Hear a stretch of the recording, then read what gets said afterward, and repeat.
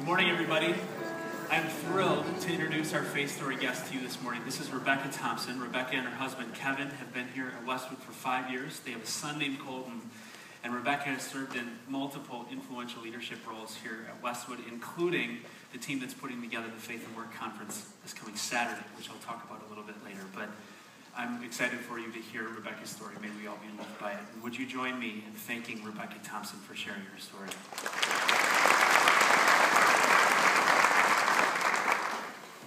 I believe in miracles.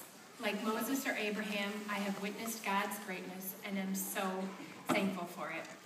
But this wasn't always the case. Growing up, I attended Sunday services with an attitude of indifference. My passion was for dance, friends, school, and sports. I worked hard at these things, but there was always something missing. 2001 was my senior year of college, and my dreams of a great job in a big city faded as the world changed that September.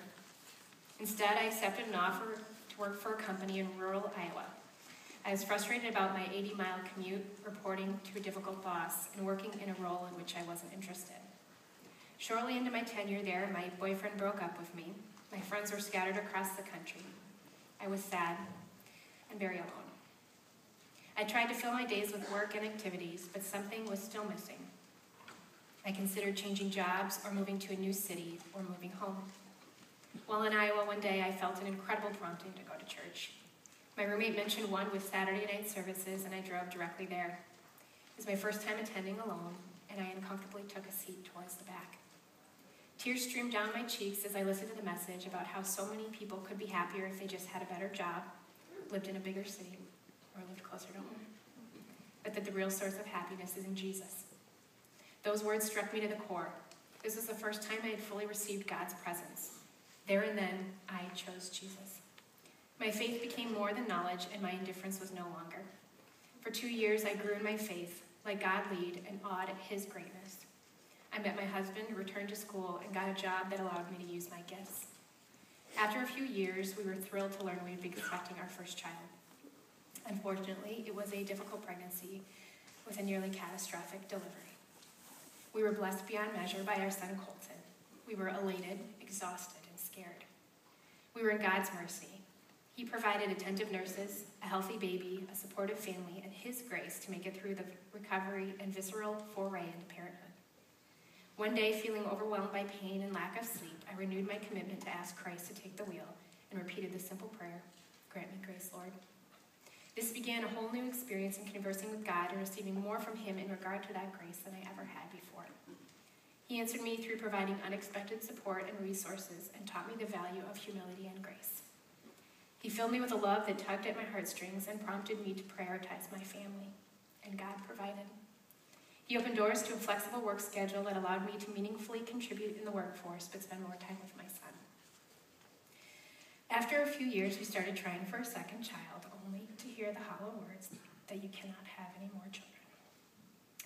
I mourned the loss of my future child, my son's siblings, another grandchild, and my capabilities as a woman.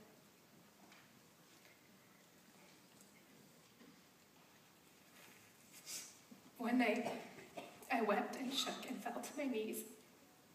I prayed that Jesus would rescue me again, would open my heart to follow his will and carry me through this valley. The tears continued.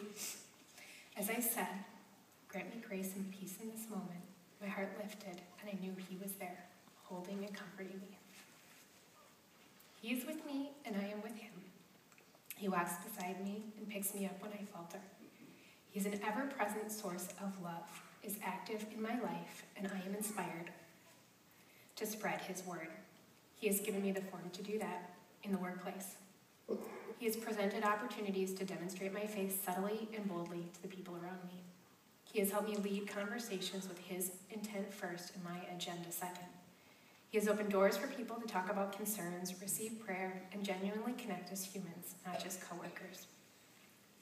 A new energy, sense of trust, and commitment to act with integrity has permeated our office. God is at work in the workplace. God also continues to provide for us in our journey as a family.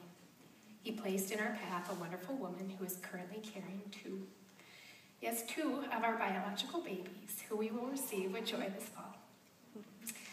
God does amazing things, and I'm so grateful for how he's made his promises come alive in my life.